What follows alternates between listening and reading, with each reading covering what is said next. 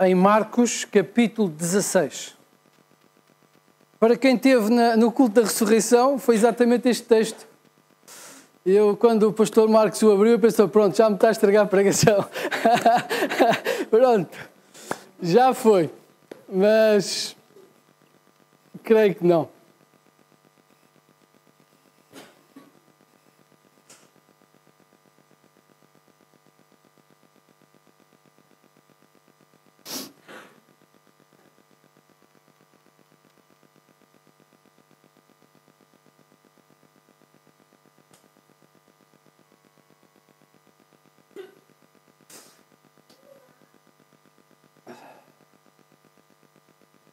Enquanto ontem estava a meditar sobre hoje,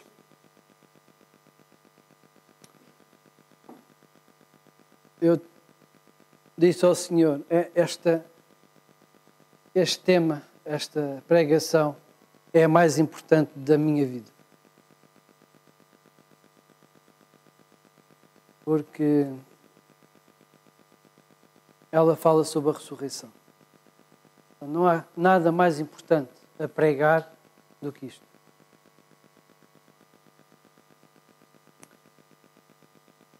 Não há mensagem mais importante do que aquela que vamos ler nas Escrituras. Por isso vamos pedir ao Senhor sabedoria. Vamos orar. Senhor Deus, nós estamos gratos, Senhor, porque podemos louvar-te livremente, Senhor. Podemos compreender a mensagem da cruz, a mensagem do sepulcro aberto, Senhor, e estamos gratos. Agora, Senhor, neste tempo em que estamos com a Tua palavra aberta, a ler o que Tu nos fizeste chegar, nós te pedimos que Tu nos abras o coração, Senhor, e que o Teu Santo Espírito possa tocar o nosso e que a Tua vontade em nós seja feita. Nos predispomos para ouvir o Teu Santo Espírito. Em Cristo, Senhor, nós oramos. Amém. Jesus havia sido morto e sepultado na sexta-feira. José de Arimateia e Nicodemos reclamaram o corpo de Jesus. Sepultaram-no num túmulo novo, num túmulo de gente rica. Era uma gruta, uma espécie de jazigo escavado na rocha.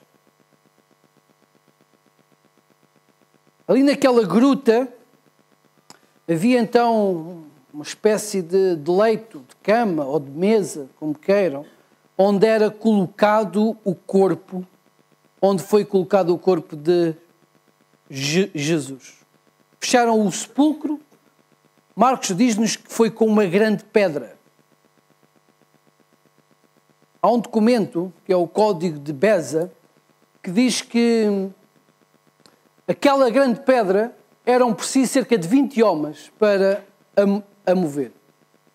Não sabemos, mas que era uma grande pedra, era. Eles fecharam o túmulo com essa grande pedra, lacraram o túmulo e colocaram uma guarda romana à porta do túmulo de Jesus, pois tinham medo que os seus discípulos roubassem o corpo. Nós vamos seguir o relato da ressurreição em Marcos, capítulo 16.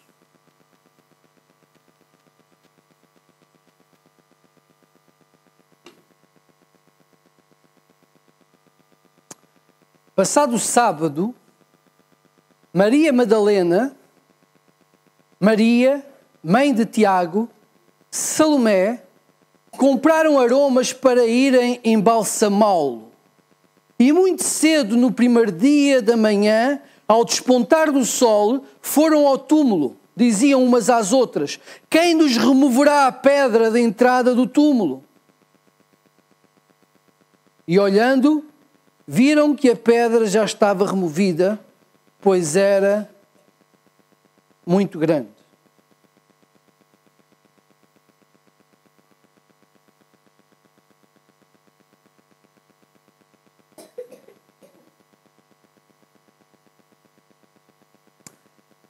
Este texto é muito interessante, porque diz logo que ao raiar do dia, ao despontar o sol, elas foram cuidar do corpo de Jesus, como mandava a tradição. Elas tinham a intenção de perfumar o corpo, de cuidar do corpo, de honrar o corpo de Jesus. E é curioso que João diz-nos que Nicodemos e José de Arimateia gastaram 100 libras em aloés, em substâncias para preparar o corpo. 100 libras eram cerca de 35 quilos de especiarias. 35 quilos. Mas estas mulheres acharam que o trabalho não tinha sido bem feito. E disseram: eu acho que nós podemos fazer um pouco melhor. Então, elas tinham o desejo, na verdade, de também elas cuidarem o corpo de Jesus. Então, bem cedo, elas estavam lá no cemitério, prontas, ou na expectativa que alguém abrisse aquela pedra para poder cuidar do corpo de Cristo. Mas há aqui uma coisa especial. Como é que elas conseguiram, logo de madrugada, ter todo o material para embalsamar o corpo? No sábado não era possível trabalhar. Não se podia comprar nem vender absolutamente nada. Mas elas, ao raiar do dia, já tinham tudo. Nós ficamos a pensar: mas como é que elas conseguiram isto? Não havia lojas de conveniência naquele tempo. Então, significa que assim que acabou o sol de sábado e terminou o dia de sábado, como era costume na cultura judaica, assim que o sol se punha, acabava o dia e começava um dia novo. Assim que o sol se pôs no sábado e se iniciou o domingo, estas mulheres foram procurar e foram comprar todos os ingredientes possíveis para fazer o embalsamento do corpo de Cristo. E ao raiar da manhã, dormindo possivelmente um punhado de horas, como muitos de nós hoje, elas estavam lá prontas, na expectativa que alguém abrisse a pedra, ou tirasse a pedra, para poderem cuidar de Jesus. O desejo que tinham era honrar o Senhor. Os judeus tinham respeito muito grande pelo corpo, mesmo o corpo de um defunto. Hoje em dia, começa a ser comum a cremação dos corpos. Isso, na cultura judaica, era mutilar a alma da pessoa. Eram as religiões pagãs que faziam tais práticas. Um judeu cuidava do corpo, honrava o corpo. A alma, ou era uma alma viva ou uma alma morta, mas era uma pessoa que ali estava. Queimar seria mutilar o corpo, ou mutilar aquela pessoa. Então, eles tinham o costume de cuidar do corpo, perfumar o corpo, prepará-lo. E estas mulheres sentiam esse desejo. Fica evidente uma coisa: elas não sabiam, elas não tinham compreendido tudo, não tinham compreendido a mensagem toda, estavam a sofrer a morte do seu Senhor, estavam em luto, estavam em perda, não tinham compreendido porque é que Jesus tinha sido morto e toda aquela crueldade da sua morte, mas elas desejavam honrar o corpo. Quer dizer, mesmo que ele não tivesse ressurgido, tinha valido a pena seguir a Jesus. elas estavam gratas. Para espanto, quando chegaram ao sepulcro, o sepulcro estava aberto. E Mateus conta-nos a história que, pouco tempo antes, houve um terremoto. E um terremoto que, sobre aquele local, e sobre aquele local desceu um anjo de Deus, que removeu a pedra e se assentou em cima da pedra. Os guardas ficaram assustadíssimos, caíram como desmaiados, como mortos, em pânico.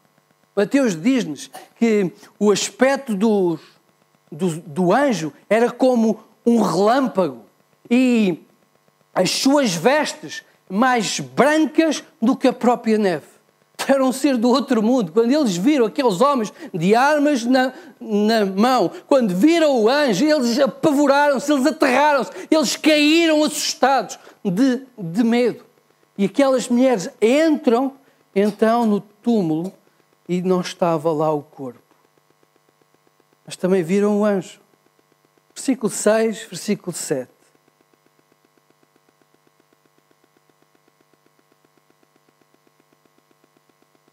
Estamos no versículo 5. Entrando no túmulo, viram um jovem assentado ao lado direito, vestido de branco, e ficaram surpreendidas e atemorizadas. Ele, porém, lhes disse: não vos atemorizeis. Buscai Jesus o Nazareno que foi crucificado. Ele ressuscitou. Não está mais aqui. Vede o lugar onde o tinham posto. Mas ide e dizei aos seus discípulos e a Pedro que ele vai adiante de vós para a Galileia. Lá o vereis como ele vos disse. Como foi referido hoje de manhã no culto da ressurreição. Não é à toa que diz aqui Pedro. Que refere Pedro em especial. O anjo mandou as mulheres avisar os discípulos e especialmente Pedro. Especialmente Pedro. Porquê? Porque Pedro tinha traído Jesus. Pedro tinha negado Jesus 3 vezes. Tinha negado até com palavrões, dizendo que não o conhecia, que não sabia nada dele, que não tinha nada com Jesus, que não era um dos seus, que não era um dos discípulos, como se Jesus fosse um lixo de qual nós não queremos estar perto. Pedro cuspiu no prato que comeu durante 3 anos. Marcos 14, podem andar um pouquinho mais para trás, 14, versículo 66, diz: estando Pedro embaixo no pátio, veio uma das criadas, isto na altura em que Jesus foi preso, e estava a ser pseudo-julgado. Estando Pedro embaixo no pátio, veio uma das criadas do sumo sacerdote e, vendo a Pedro que se aquentava, fixou e disse: tu também estavas com Jesus, o Nazareno. Mas ele o negou, dizendo: não o conheço, nem compreendo o que dizes. E saiu para o alpendre, e o galo cantou.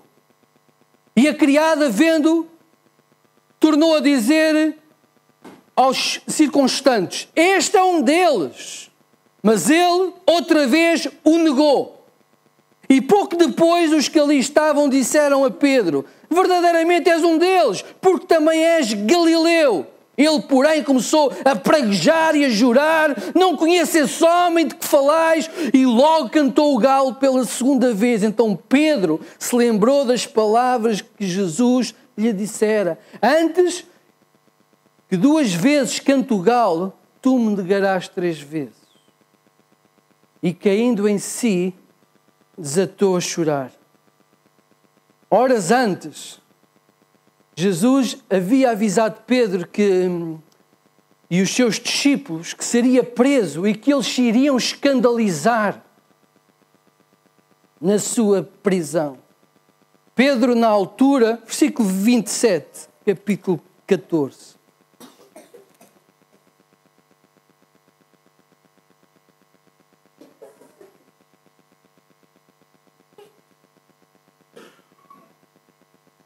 Então lhes disse Jesus: todos vós vos escandalizareis, porque está escrito: ferirei o pastor e as ovelhas serão dispersas.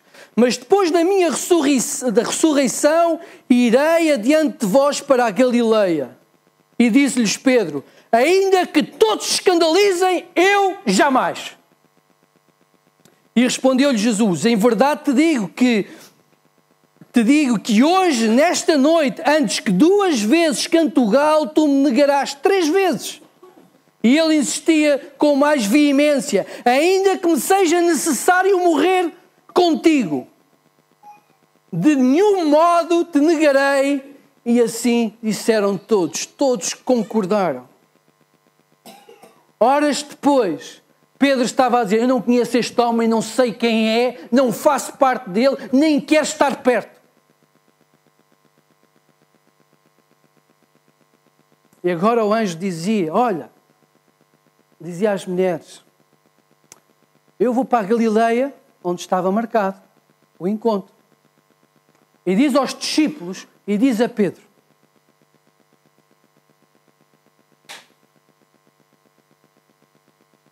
nesta passagem, nós podemos ver o amor de Deus pelo homem. E o amor de Deus pelo homem é uma constante. Quando Adão traiu Deus, quando Adão espetou as facas nas costas de Deus, Deus não o desprezou. Deus prometeu-lhe um Salvador. O filho da mulher pisaria a cabeça da serpente. O que o anjo disse àquelas mulheres é que Deus não tinha desistido de Pedro. Jesus morreu na cruz para salvar homens pecadores. Esta é a verdade. A verdade que nós encontramos nas Escrituras é que não há um justo, aos olhos de Deus, não há um justo nenhum sequer. O que é que isto significa? Significa que nenhum de nós, nenhuma pessoa, mesmo aquelas que nós dizemos: olha, esta é uma boa pessoa, tem um ótimo coração, é capaz de despir a sua camisa para dar ao seu próximo. Mesmo aquelas pessoas que nós consideramos muito boas, que são um exemplo para nós, comparadas com a perfeição de Deus, com a justiça de Deus, elas não merecem estar com o Senhor. Nenhum homem merece ser salvo. Todos nós pecamos. E pecar é trair Deus. Pecar é fazer o oposto da vontade de Deus. Pecado é rebeldia contra a justiça de Deus. Mas apesar do pecado de Pedro, apesar da traição de Pedro, apesar do ato repugnante que Pedro tomou, o anjo estava a dizer: Pedro, há lugar para ti no reino de Deus.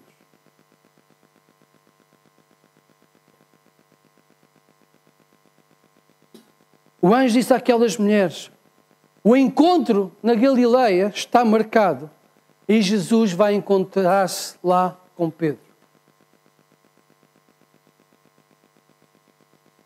Eu não sei se era capaz de chamar para a sua intimidade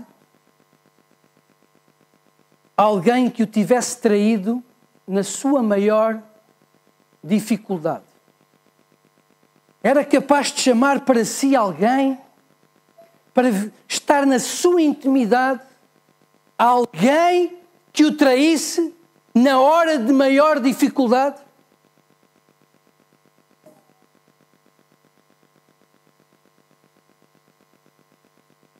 Era capaz de confiar em alguém que o negou diante de outras pessoas na hora em que passava pela maior tribulação da sua vida?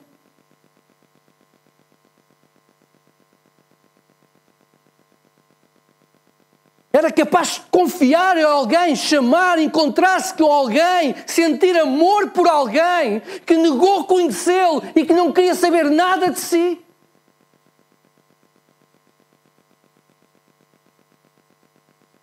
Jesus quis. E Jesus encontrou-se com Pedro na Galileia, tal como tinha combinado. E perguntou-lhe: Simão Pedro, Simão, filho de João, tu amas-me? E ele responde: Senhor, tu sabes que eu te amo.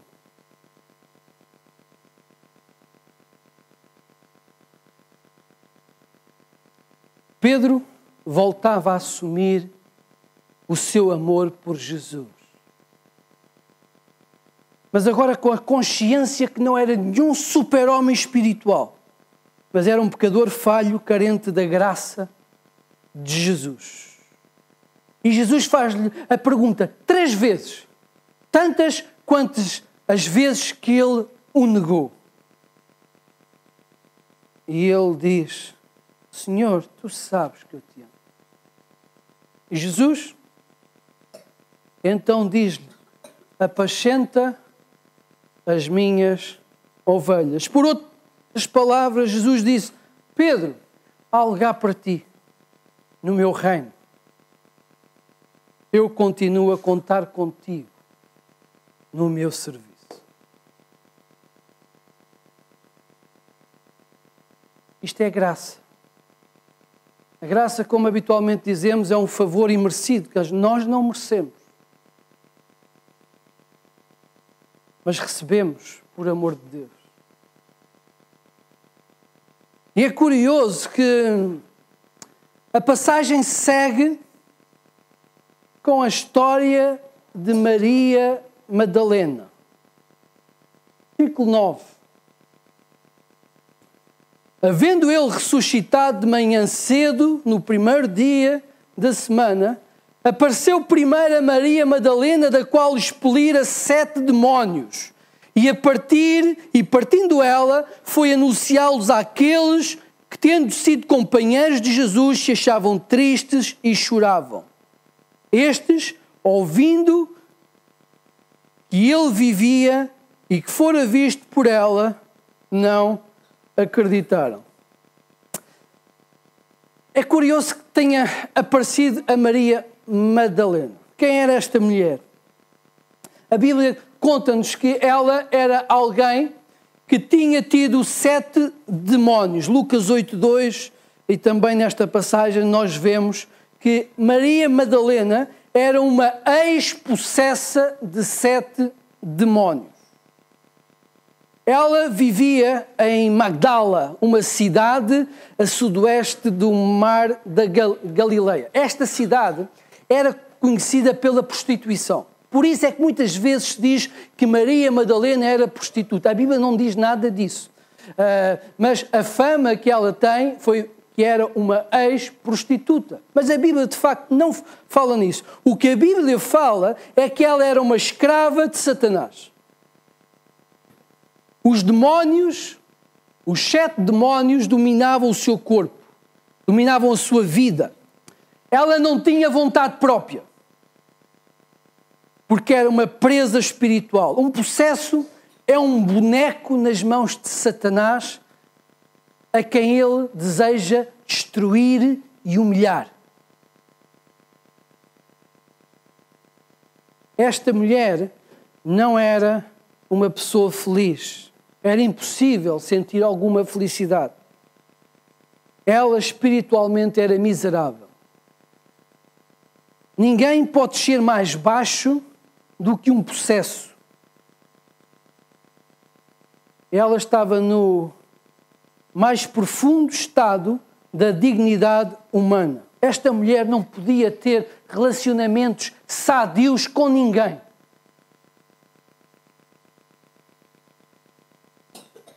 Mas Jesus trouxe-lhe libertação, Jesus expulsou o mal, Jesus deu-lhe uma vida livre, deu-lhe salvação, trouxe-lhe dignidade. Maria Madalena passou a ser uma seguidora de Jesus. Ela esteve juntamente com as mulheres no julgamento, na morte, no sepultamento. Enquanto os discípulos fugiam assustados para se esconder numa sala com a porta fechada, ela esteve aos pés da cruz a ver Jesus falecer. Ela acompanhou o julgamento, a crucificação e o sepultamento. Esteve em todos os momentos. Às vezes brinca-se assim, porque é que Jesus apareceu primeiro às mulheres? E os homens dizem, todos contentes, para as notícias espalhar mais depressa, não é? Já disse. Tinha que dizer esta. Mas não, eu creio, sabe, a verdade, eu creio que Jesus apareceu primeiro às mulheres porque elas honraram Jesus nos momentos mais difíceis.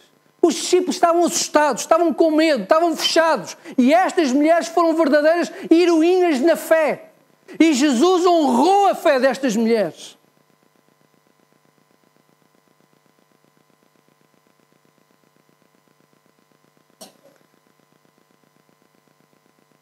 Agora, éramos nós capazes de olhar para uma pessoa miserável, incapaz de se relacionar com alguém, incapaz de trazer bem a alguém e querermos fazer amizade com essa pessoa? Éramos nós capazes de nos aproximar de uma vida miserável como uma possessa para nos fazermos amigos e ajudá-la? Jesus fez isso. Jesus veio buscar e salvar o perdido. Jesus veio para nos libertar do pecado e da condenação da morte. Jesus veio para nos libertar das amarras de Satanás. Jesus veio esmagar a cabeça da serpente. Jesus veio nos dar vida e vida com abundância. A morte não o conseguiu segurar. Ele ressuscitou, porque nele não havia pecado algum. E porque Ele ressuscitou, nós ressuscitaremos com Ele. Porque Ele vive, nós também viveremos. Não segundo a nossa justiça, mas segundo a justiça que Ele apresentou na cruz do Calvário. Às multidões, Jesus dizia: vinde a mim, todos os que estáis cansados e oprimidos, e eu vos... Jesus dizia: há lugar para todos.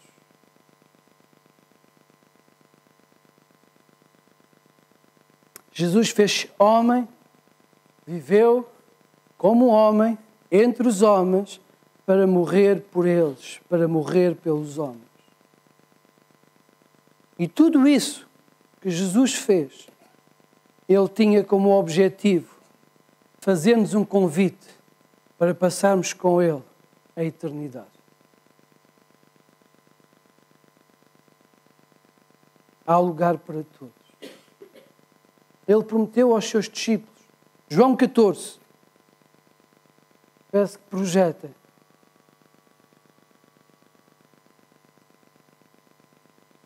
Não se turbe o vosso. Credes em Deus, crede também. Na casa de meu Pai há muitas. Se assim não for, eu vou-lhe teria dito, pois vou preparar-vos lugar. E quando eu for e vos preparar o lugar, voltarei e vos receberei para mim mesmo, para que onde eu estou, estejais vós também. Este foi o convite. Este é o convite que permanece hoje. Para todos. Aqueles que creem. Quando as mulheres foram anunciar, quando Maria Madalena, quando as mulheres foram anunciar aos discípulos que Jesus era ressurreto, eles não acreditaram. Vejam lá o versículo 11.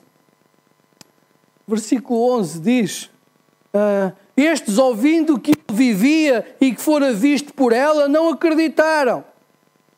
E depois Jesus aparece a 2 homens que iam a caminho de Imaús, faz com eles a viagem, e na altura que está na casa deles e parte o pão, então cai-lhes a ficha, eles conseguem compreender que era Jesus ressurreto, e eles voltam para Jerusalém a toda a pressa e contam aos discípulos. E vejam, versículo 12, depois disto manifestou-se noutra forma a 2 deles, que estavam a caminho para o campo, e indo eles o anunciaram aos demais, mas também estes 2, eles não deram crédito. Eles não acreditaram. Mas Jesus já havia dito que era preciso sofrer nas mãos dos anciãos, dos escribas, dos principais sacerdotes, e que iria morrer e que iria ressuscitar ao 3º dia. Jesus já havia dito. Então, no versículo 16, quando Jesus aparece aos discípulos, Jesus vai censurar-lhes a incredulidade de coração. E vai dizer, quem crer e for batizado será salvo. Quem, porém, não crer será condenado. O convite está feito pelo Senhor. E na morada do Pai, na casa do Pai, há lugar para todos. Mas há uma condição. É preciso crer. E crer não é apenas acreditar. Crer é reconhecer que de facto Jesus está vivo. Jesus ressuscitou. E se Ele ressuscitou, Ele é dono da vida e da vida eterna. Quem crê assume o seu pecado diante de Deus. Confessa o seu pecado diante de Deus. Pede perdão ao Senhor do seu pecado, porque foi pelo nosso pecado. Ele foi à cruz. Foi pelo seu pecado, pelo meu pecado, Ele foi à cruz. Quem crê, confessa o pecado diante do Senhor, arrepende-se e consagra-lhe a vida. Aceita o convite de Deus a fazer parte da sua família, a fazer parte da vida eterna.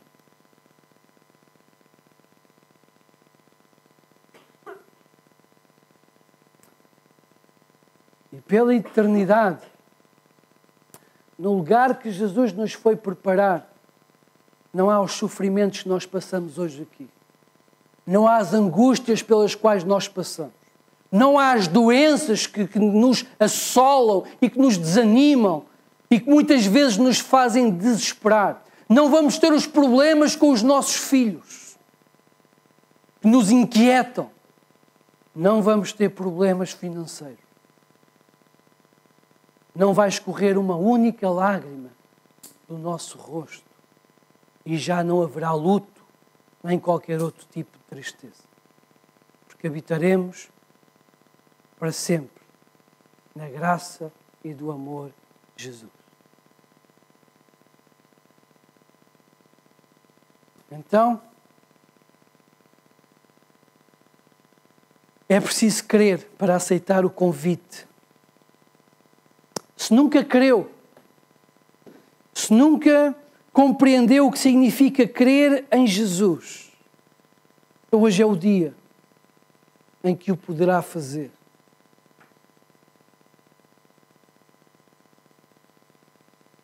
Hoje pode ser o dia em que, diante de Deus, vai dizer: eu acredito que Jesus ressuscitou. Eu acredito que Jesus morreu por mim naquela cruz para pagar os meus pecados diante de Deus.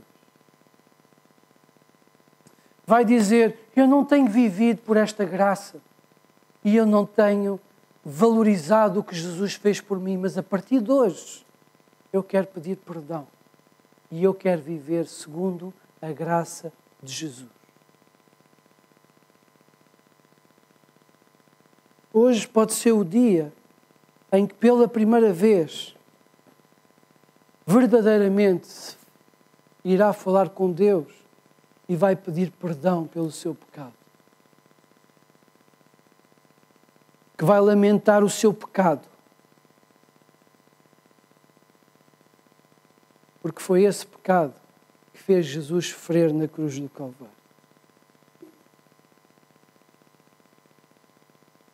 Ou então, hoje pode ser o dia em que vai assumir definitivamente a sua fé.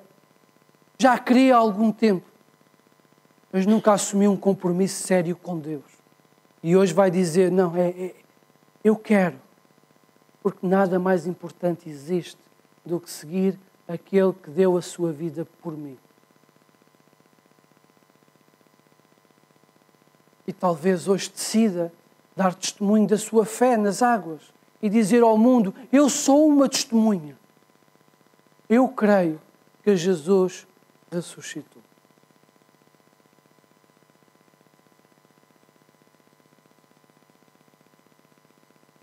Ou perante este relato também pode sentir o desejo de dizer assim, olha, eu tenho sido um crente, mas eu tenho sido um crente que muitas vezes não dá prioridade a Jesus. Eu tenho sido alguém que não tem dado o valor à cruz que devia dar. Eu não tenho dado o valor da ressurreição que eu devia ter dado durante todos estes anos. E consagrar a sua vida hoje pode ser o dia em que consagra a sua vida ao Senhor. Também pode ter a consciência que o tem feito, não sendo perfeito, o tem feito ao longo dos seus dias, Cristo, da sua vida com Deus. Então eu desafio a dizer assim, olha Senhor, ajuda-me a continuar a perseverar na fé. Eu quero que um dia, quando tu vieres, ou um dia que eu vá ter contigo, seja achado fiel. E possa ouvir as palavras. Bem está, servo bom e fiel. No pouco, me foste fiel. Sobre o muito, entra no gozo do teu Senhor. Vamos curvar as nossas cabeças.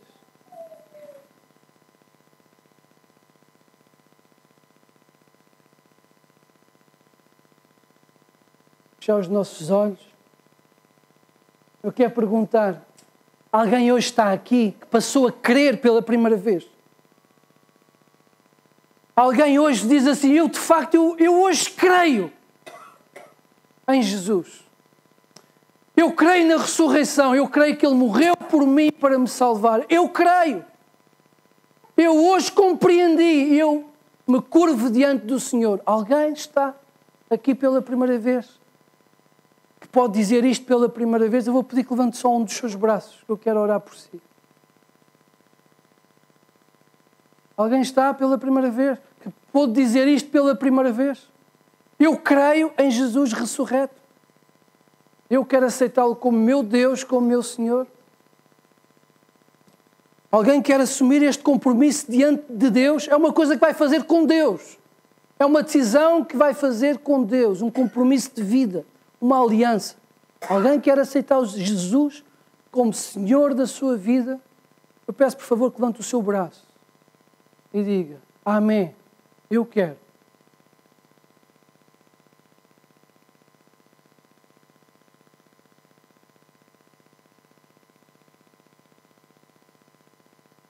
Alguém quer assumir o seu compromisso de batismo este ano e dizer ao mundo que é uma testemunha em Jesus Cristo? Levante o seu braço, por favor. Amém.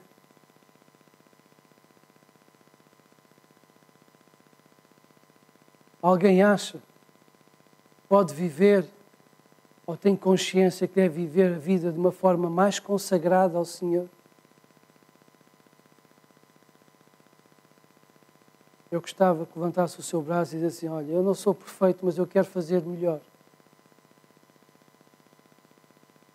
Alguém quer consagrar a sua vida? Amém.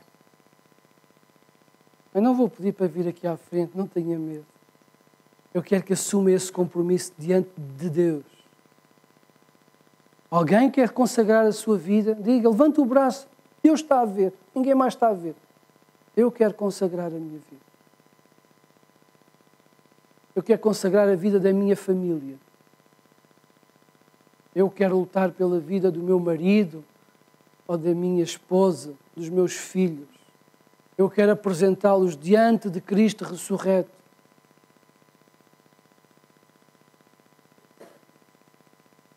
Amém. Queridos irmãos, vamos orar então. Não existe vida mais bonita do que todos os dias nós vivermos conscientes da cruz e do sepulcro aberto, numa novidade de vida, para a honra e glória do Senhor. Aqueles discípulos saíram do quarto fechado e transformaram o mundo. A igreja passou a cumprimentar-se com a expressão Cristo ressuscitou. Os crentes cumprimentavam-se, dizendo uns para os outros, Cristo ressuscitou. Christos vos Christ.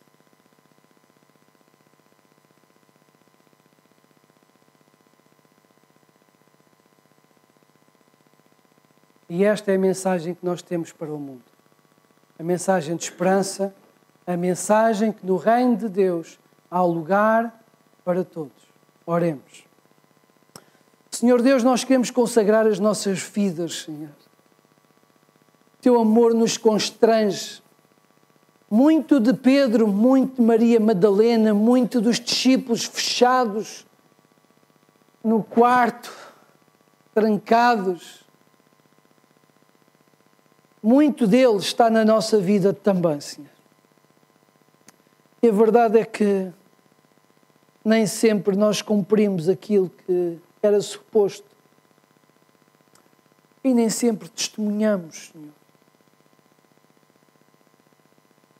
E a verdade também, Senhor, é que muitas vezes nos deixamos levar pelas circunstâncias da vida e nos assustamos e tiramos os olhos do Deus que venceu até a morte.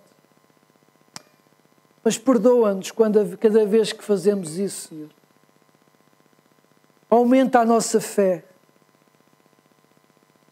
Derrama a Tua misericórdia sobre nós. Agracia a nossa vida, Senhor. E usa-nos para a Tua honra e glória. Queremos, Senhor, ser testemunhas da Tua ressurreição. Queremos ser testemunhas da Tua obra nas nossas vidas. Agradecemos o lugar que nos foste preparar. Em nome do Senhor Jesus, que foi ao Calvário e que ressuscitou, e hoje está sentado à direita do Pai. É no nome vencedor de Jesus que nós oramos. Amém. Vamos ficar em silêncio enquanto ouvimos o pós-luz.